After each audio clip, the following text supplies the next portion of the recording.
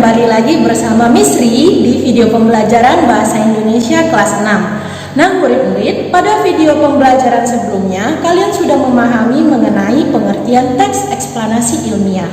Kali ini Miss akan membahas, dan agar kalian semakin paham mengenai teks eksplanasi ilmiah, Miss akan mengulang kembali sedikit pengertian dari teks eksplanasi ilmiah, dan kita akan lanjut ke materi yang ada di buku cetak. Kalian boleh ambil buku cetak kalian sambil lihat buku cetak dan dengarkan penjelasan dari Miss. Oke, kita akan membahas materi yang ada di halaman 30 sampai halaman 35. Nah, apa saja yang kita bahas hari ini? Kita akan membahas ciri teks eksplanasi ilmiah dan apa itu kalimat efektif. Nah, tapi di sini Miss hanya akan menjelaskan sekilas saja mengenai kalimat efektif karena sebelumnya sudah dibahas di video pembelajaran sebelumnya. Simak video pembelajaran berikut ya murid-murid. Oke murid-murid semuanya, sebelum kita membahas ciri dari teks eksplanasi ilmiah, Miss mau mengulang kembali sedikit pengertian dari teks eksplanasi ilmiah. Apa itu teks eksplanasi ilmiah? Teks eksplanasi ilmiah adalah teks yang berisi penjelasan mengenai suatu proses yang berkaitan dengan sains atau ilmu pengetahuan alam. Contoh dari teks eksplanasi ilmiah adalah penjelasan mengenai alam seperti pelangi atau gunung meletus. Nah murid-murid, tujuan dari teks eksplanasi ini adalah agar pembaca dapat mengetahui proses atau terjadinya suatu hal. Contohnya seperti proses bagaimana terjadinya gempa, bagaimana terjadinya pelangi. Maka murid-murid, teks eksplanasi ilmiah ini dibuat berdasarkan fakta. Apa itu fakta? Fakta adalah peristiwa yang benar-benar terjadi, tidak ada rekayasa ya murid-murid. Nah, kalian sudah memahami mengenai apa itu teks eksplanasi ilmiah. Sekarang kita lanjut, kita akan membahas ciri dari teks eksplanasi ilmiah. Nah murid-murid, seperti teks-teks lainnya, teks eksplanasi ilmiah pun memiliki ciri. Cirinya untuk apa sih Miss? Ciri-ciri agar teks eksplanasi ilmiah dapat dibedakan dengan teks lainnya. Setiap teks memiliki ciri yang berbeda, tetapi setiap teks memiliki bagian-bagian. Nah, bagian dari teks eksplanasi ilmiah apa saja? Coba kalian lihat di halaman 30, ada 3 bagian dari teks eksplanasi ilmiah.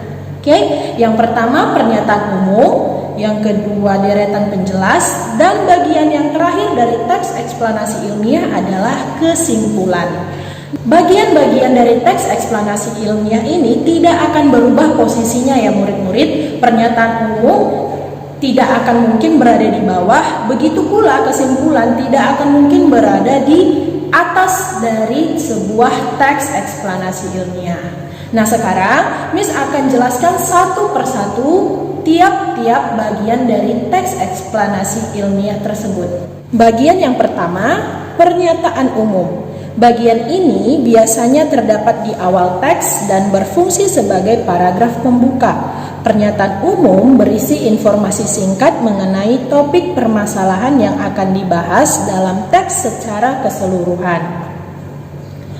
Bagian yang kedua, deretan penjelas. Bagian deretan penjelas merupakan bagian isi dari teks eksplanasi. Bagian ini berisi uraian atau penjelasan lebih rinci mengenai proses dari peristiwa atau kejadian yang dijelaskan pada bagian pernyataan umum. Dan bagian yang terakhir adalah kesimpulan. Kesimpulan teks eksplanasi merupakan bagian penutup teks. Bagian kesimpulan biasanya berisi pendapat singkat penulis mengenai topik dan informasi yang dijelaskan pada bagian pernyataan umum serta deretan penjelas. Seperti yang sudah murid-murid ketahui, setiap teks paragraf per paragrafnya itu saling berhubungan. Seperti ini juga bagian dari teks eksplanasi ilmiah, mulai dari pernyataan umum, deretan penjelas, sampai bagian yang terakhir kesimpulan, semuanya saling berkaitan ya murid-murid. Murid-murid, kita lanjut ke materi yang ada di halaman 34. Nah, murid-murid, materi ini membahas mengenai kalimat efektif dalam teks eksplanasi ilmiah. Teks eksplanasi ilmiah haruslah menggunakan kalimat efektif. Emang kalimat efektif itu apa sih, Miss? Kalimat efektif merupakan kalimat yang memperhatikan kaidah bahasa Indonesia yang baik dan benar.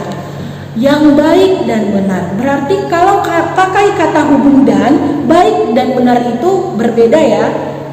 Berbahasa Indonesia yang baik dan benar itu bagaimana, murid-murid? Berbahasa Indonesia yang baik merupakan menggunakan bahasa Indonesia sesuai dengan konteks, baik dalam pembicaraan sehari-hari maupun dalam pembicaraan formal atau dalam tulisan. Sedangkan berbahasa Indonesia yang benar menggunakan bahasa Indonesia sesuai dengan tata bahasa atau kaidah bahasa Indonesia yang telah ditetapkan. Nah, murid-murid, karena di video pembelajaran sebelumnya kalian sudah mendalami, memahami mengenai kalimat efektif, di sini Miss hanya akan membahas kalimat efektif yang digunakan di dalam teks eksplanasi ilmiah saja ya. Coba kalian perhatikan di halaman 34 tersebut ada 3 poin. Yang pertama, mengandung subjek dan predikat. Subjek merupakan unsur kalimat yang menunjukkan pelaku. Sedangkan predikat merupakan kata kerja yang menunjukkan apa yang sedang dilakukan objek atau subjek di dalam kalimat tersebut. Kemudian, poin yang kedua, menggunakan kata baku. Kata baku apa sih, murid-murid?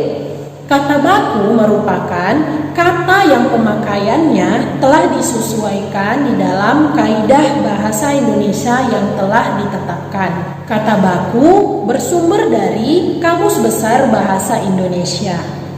Nah, murid-murid, coba lihat satu buah kata ini, faham. Nah, apakah kata faham ini sudah termasuk kata baku?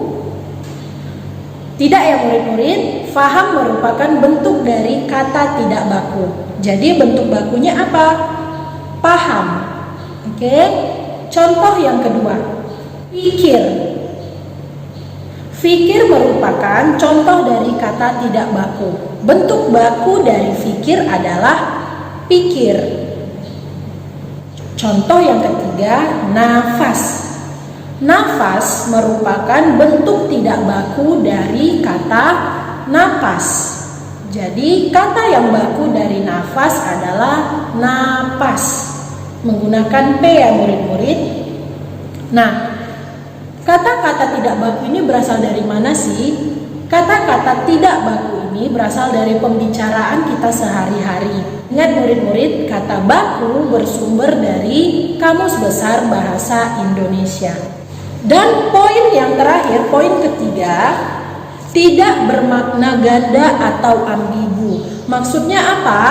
Tidak bermakna ganda atau ambigu ini kalimatnya harus jelas, mudah dipahami oleh si pembaca. Miss kasih satu contoh sebuah kalimat yang merupakan kalimat ambigu, bermakna ganda. Contohnya adalah sumbangan kedua sekolah itu telah kami terima. Kalimat ini termasuk ke dalam kalimat yang bermakna ganda atau kalimat ambigu. Mengapa? Coba lihat, kemungkinan yang pertama kita bisa simpulkan bahwa kalimat ini memiliki arti ada 2 kali sumbangan yang diberikan oleh sekolah itu. Ya, kemudian kemungkinan yang kedua ada 2 sekolah yang memberikan sumbangan. Nah, itu merupakan bentuk dari kalimat ambigu. Kalimat yang seperti ini tidak boleh ada di dalam teks eksplanasi ilmiah. Nah, murid-murid, dari ketiga poin tadi yang harus diperhatikan di dalam teks eksplanasi ilmiah harus kalian ingat. Tadi yang pertama, kalimatnya harus mengandung subjek dan predikat, kemudian menggunakan kata baku, dan kalimatnya tidak bermakna ambigu atau bermakna ganda. Mengapa? Karena teks eksplanasi ilmiah ini tadi seperti yang disampaikan kepada kalian, dari teks ini dibaca untuk memperoleh informasi mengenai terjadinya suatu hal, proses dari suatu peristiwa. Maka teks ini harus benar-benar dapat dipahami oleh si pembaca dengan mudah. Nah murid-murid, selain penggunaan kalimat efektif, suatu teks yang memenuhi kaidah bahasa Indonesia yang baik dan benar harus memperhatikan ejaan. Ejaan itu apa saja? Ejaan meliputi dengan tanda baca, huruf kapital, serta penulisan kata ataupun singkatan. Oke murid-murid, sampai sini pembahasan kita mengenai teks eksplanasi ilmiah. Miss harap kalian semua dapat memahaminya ya murid-murid. Nah, kalian memiliki tugas, kerjakanlah latihan ulangan tema 3 yang ada di halaman 36. Kerjakanlah bagian A dan B. Berarti kalian kerjakan latihan ulangan tema 3 halaman 36 sampai 37. Kerjakan di buku latihan langsung, gunakan pensil. Tidak perlu kirim ke guru masing-masing ya. Oke murid-murid, sampai berjumpa di video pembelajaran selanjutnya. Semangat belajar ya.